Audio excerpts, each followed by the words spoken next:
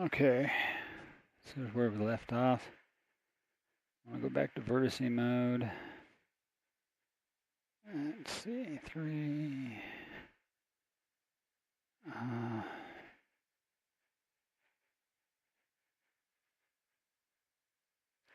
So we're writing up this thing.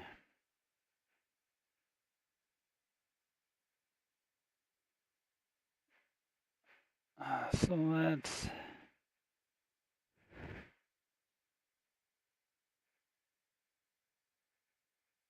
continue with, we'll delete these.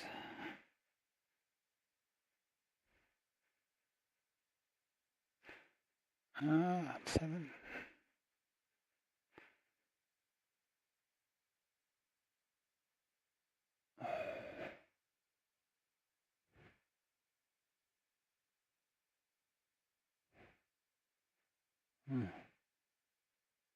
Great.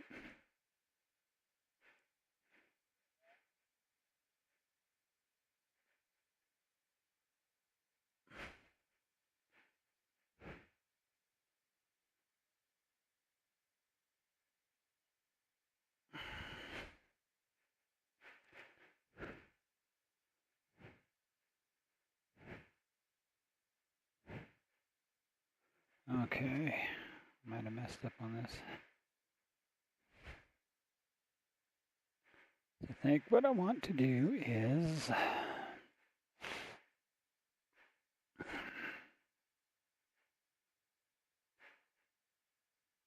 actually, I think what I want to do is we're going to push shift and we're going to hook on this one and we're going to push F. And that's going to be a more natural layer, and it's also going to allow this one to be a quad.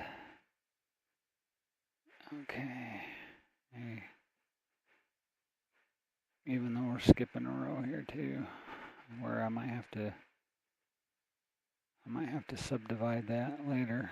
Okay, let's go to 3. Let's go. E for extrude on the Z. Go up to about our second line again. And we'll move it over.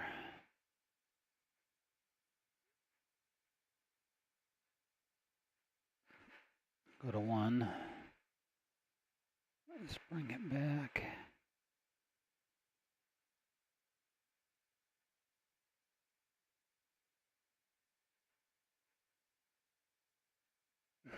To about parallel. Okay, now let's look at this from above. Let's push shift and click on this. Let's push F. And anyway, what I was talking about earlier, we can see through this. That's grid alignment. That's not what I want. Here we go. Limited selection visible. If you click on this, then you can't see through that. If you click on that, sometimes it's advantageous to see what you're looking at underneath. But you can also, like, say, if we wanted to see how I pick that one, even though it's underneath. But if we click on this, then you can't accidentally grab one of those vertices from underneath. Anyway, what I was saying was with a quad with 4 points, it's possible like it's kind of funny with a triangle. If you actually have a triangle here, your face will be flush. It doesn't matter where you put them 3 dots in relation to each other, your triangle, your surface will be flat. With a quad, you can actually contort the, like for instance, if I grab this and I bring it up, you can see it stretches the surface. The surface refuses to, it's not flat no more. It puts a curve in it. Oops. Tried to right click, it didn't work. We're going to go Control Z, then push A, and then that's back where I wanted it. So anyways, on purpose or on accident, you can put curves in a quad, but you can't in a triangle. And that's why a lot of the programs, even if you have quads, when you convert this over to a game engine and stuff, it'll turn it into quads. Anyways, so one of two things we could do with this is we could actually, like, I think I'll go to lines, and we'll shift, make this a face, click A, and we could push Control R while we have this on here, which I don't want it that way. I want it up and down. There we go. Push your left button, push your right button, deselect, push A. So that way what I did was I went ahead, we go back here, select that one and select that one, an F, and that allows this to be a quad, but it puts another triangle in here, but it puts it in such a way that I didn't have to drag two separate lines up to do this. In a sense, I could have just basically drug this over, but this helps me keep this flat and with this shape. So go back into lines, select this one, shift select this one, push the F, push the A, deselect, push this one, shift push this one, push the F, push the A to deselect, and then it keeps it more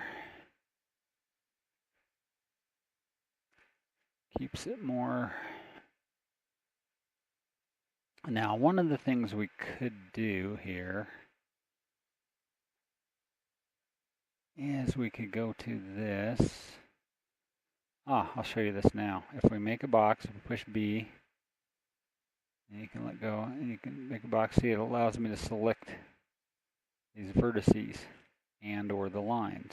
Okay, now if I push scale, and then I push Z, and then I push the 0 key, see, it leveled that. It put them all on that same, they're all parallel with each other, and it leveled that line out, like I was talking about earlier.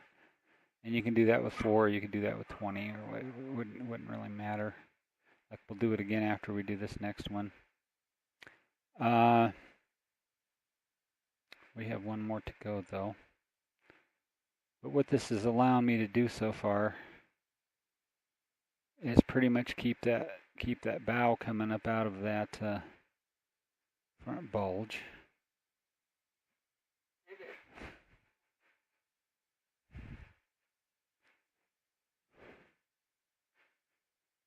But I want this bow shape to actually kind of start taking bow shape, and I could shape it some more once I get it bigger.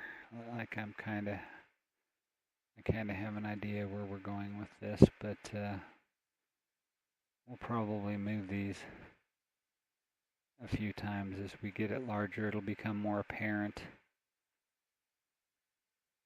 It'll become more apparent of what we want to do with this. And like I said, once you convert this over, it's going to, like, we could move this one back a little bit too, but that's going to contort this face. But once you convert this over, it will come out into, it'll make these squares into triangles.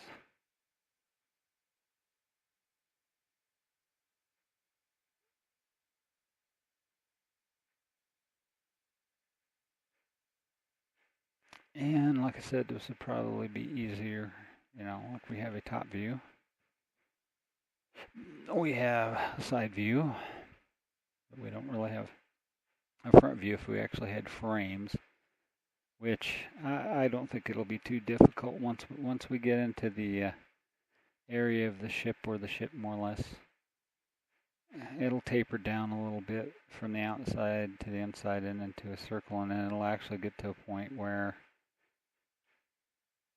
it'll almost come straight down, except for in this one, it looks like they had like we're going to come across the bottom, we're going to curve up, and then we're going to come around. We're going to have to curve in a little bit, and then the hole's going to flush out, coming from about the water line to the deck. So, like I said, it's a little bit of a complex shape. It might have even been easier just to model these separate areas and then just join them together. But I think it makes a cleaner model too.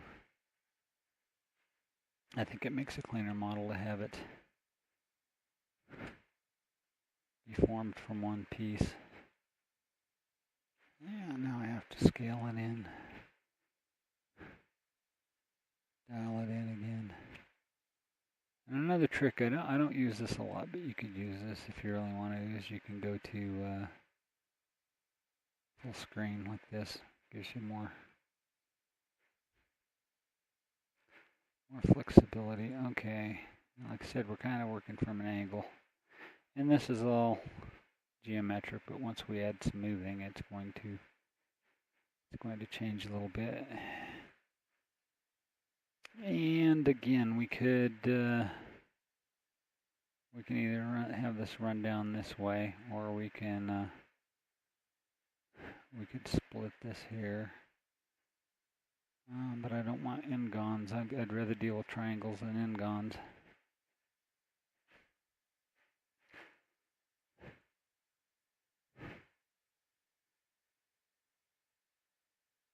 So let's try this. I can always undo it. Actually, before I do this, I'll go ahead and save it. It's a good habit to get into. Save this a lot. And then when you get to big areas, when you finish something big, you actually want to save it and change the name, which I actually have quite a few files I should delete. I have a lot of partial projects that then I finish the project, and then the partials just don't, like I'll probably never do anything with them. Okay, we're going to delete the vertice.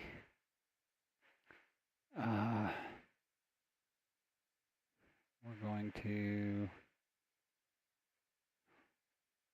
push shift and make a face right here.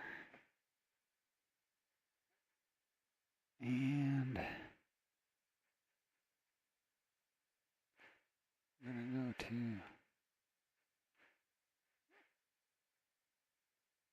I'm going to put a face in their face. Okay. And I think on this one, what we're going to do is we're going to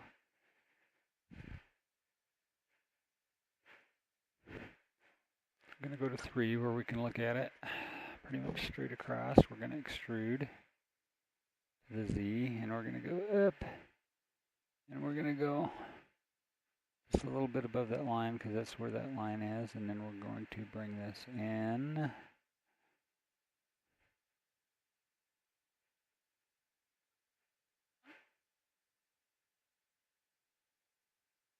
Actually, we want to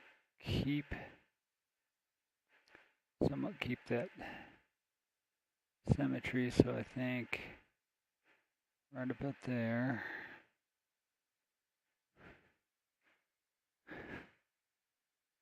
Let's go Control 3, see what this looks like from behind.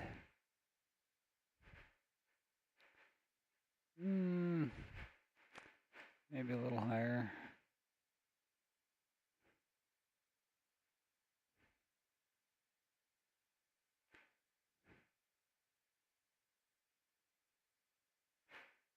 Or actually, I got a different idea. Let's go.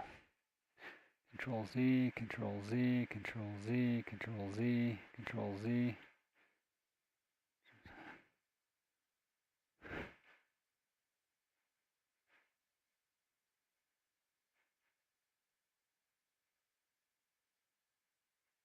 Okay, maybe what we should just do, because I think I'm fighting this, is keep this dot right where it is. Let's go 3.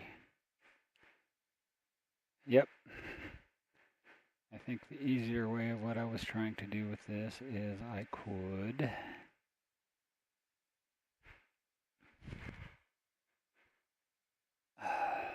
actually, let's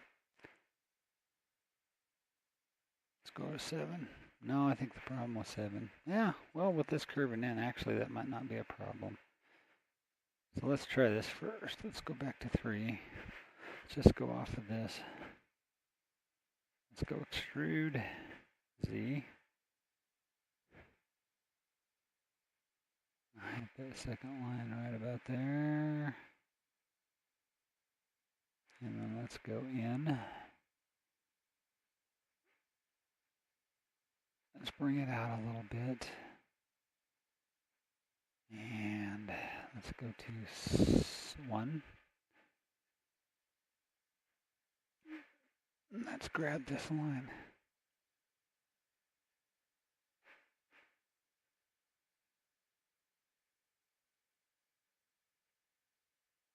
Okay, now this would work, except for I think I would have to rearrange this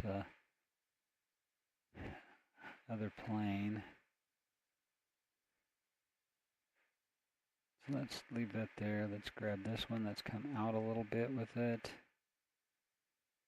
And actually that should somewhat do it maybe. Oopsie. Now see, I told you to do that. I pushed A instead of B, or left instead of right, so I put that circle there. So let's put that up over there for now. Grab that a little more, maybe. Grab that out a little bit. Let's go to 3, see what it looks like.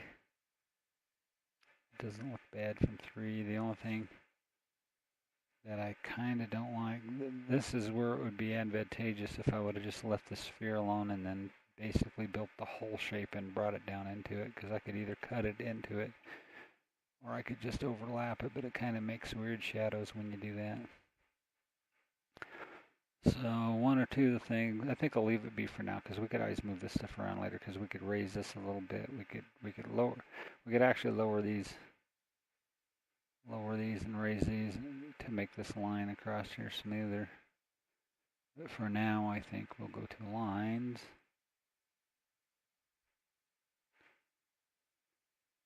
And we'll go face and enter. Or we could also move that.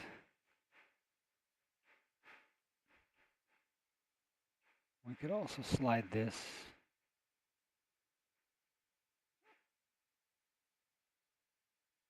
We could actually slide this out a little bit, down a little bit, which pretty much keeps the same cube shape, but it kind of brings that symmetry in. And like I said, we could bring this in a little bit.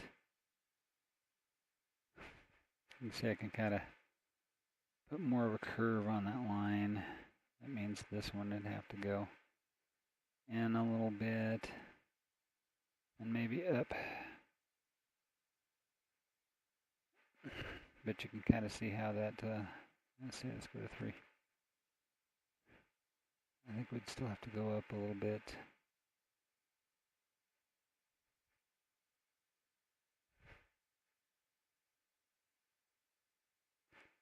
I think it's still a little low. We have to bring it a little up. And I don't think that would be too noticeable. It's kind of messing the globe up a little bit, but it's so small, it's so minute that it's not going to be an issue. Let's go A. Now I'm going to save it for a second here. Let's go save. Save it. You know what? Let's save it. Let's put a 1 on this, and then if we don't like what I did, put a 1 on here. We'll save it as that. And then that way, if we don't like that, if we don't like what I did here, where I modified it, we can go back. That's what I was talking about. So sometimes if you're not sure if you're doing something right or making a mistake, it's often good to save it where it was and then work with the next part. And then if you come to find out you messed it up, you can always go back and undo what you did, basically, or it's already, you don't even have to undo it. You just have to go back to the old file and work from there, which sometimes that stinks too, because there's been times I've done quite a bit of stuff in something and I figured out that I made a major mistake quite a ways back. The scale is on the Z to 0 again. Okay, push A. Okay, now something else. See, and you might notice over there. This is what I was wanting to show you. If we select A, we just push A, it selects everything, and we go to face mode, and we hit our T, which brings our toolboxes up, and we're going to smooth the faces. Now, let's go to object mode. Now see what that looks like? That's why I wasn't worried about the geometry, is what I was telling you, is that, see how that's smooth? Now what's kind of neat too, in smooth, you can kind of see where you have some distortions here. So this is where I can take this little thing and I can go like this. We can go back to edit mode. And go back to this. We can select that and we can move it in, which is part of the problem where we can move it out just there.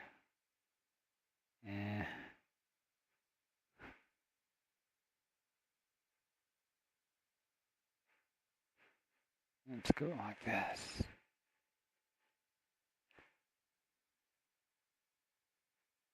That's where it was. So what's the problem here? 3. I think it's sticking out just a hair. And let's bring it down just a hair. Let's bring it in. Okay, now let's look at it. Yeah, it seems to be a little bit smoother. We still got some shadows there and stuff, but go back to object mode. As you can see, that kind of took out them crinkles. We still got a little bit of crinkle there, but it's not horrible. And like I said, once we're actually looking at this ship as a model, unless we're really zoomed in on something, it's not going to be an issue. Well, like I said, what's kind of funny about this is, if I didn't like this or whatever, I can just come up here and I can go open recent, and we can just go to, and it brings me right back here. And what's kind of funny is actually another way of doing this a little bit is if we brought this out a little bit and brought this up.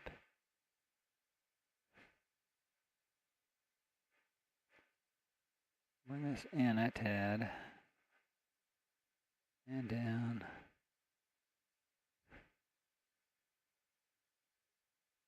And like I said, I'm kind of being nitpicky, and sometimes it's good to be nitpicky, but sometimes it's better to be nitpicky at the end when you're looking like final model over then if you notice something or you got some weird shading or geometry and stuff like that. This obviously seems to me like this would go down. Actually, and I lifted it up. I remember doing it. So if we bring this back down, and we bring this one, if you can keep them closer to the shapes. We added this one in, so maybe that one. Anyway, that will probably give us less of that geometrical problems later at C3. Let's go 3. Let's go up a hair on this one. Yeah, I like that, I think.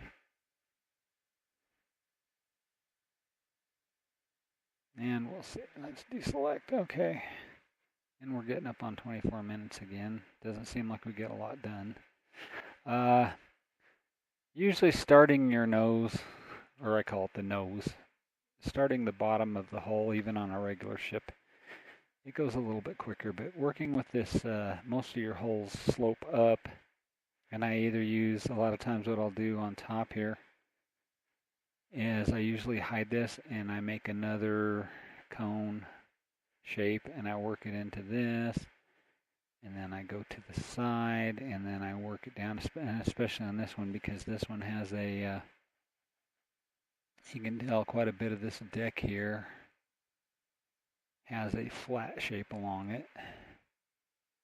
they have the deck up there, but they actually had the metal was kind of, it's almost like making two hull shapes. So I might start making this hull shape at this point here, and guessing kind of from above. I might have to go a little bit interior here and work that shape out, or I could start at the very actual top and work this shape, come to the side and bring this shape down to make this odd, like flat side of the ship, because most of the ships just taper up right to the edge. Where on the Yamato one, from what I can see on this ship, it looks like they have kind of that double edge there. So I need to work this shape, and then work this part of the hull, and then I'll work this up and I'll work this down, and I'll end up lining them up and connecting them. And then once we get into about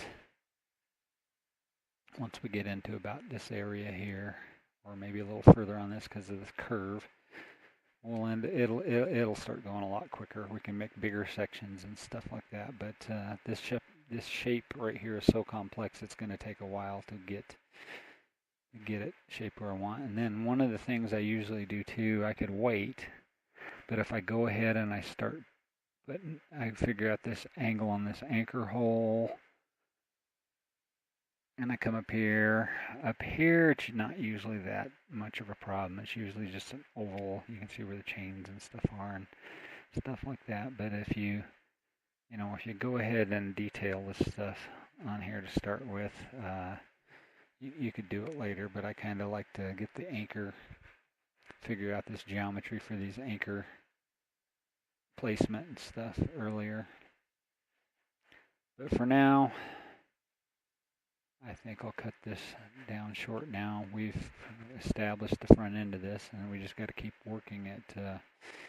We need to work it back a little bit, but we also need to start working it up towards the water line. Because I think by the time, let's put a marker here. By the time we hit this water line, which is about here, this is going to taper up in the very front, very thin, and then this is one of the thinnest part of the ships, and that's because it hits the water mostly. But yeah, we'll work this shape out, and then let's just save it right here. One more time, save as, and we'll keep it on Battle Cruiser 1. And I will see you in the next video.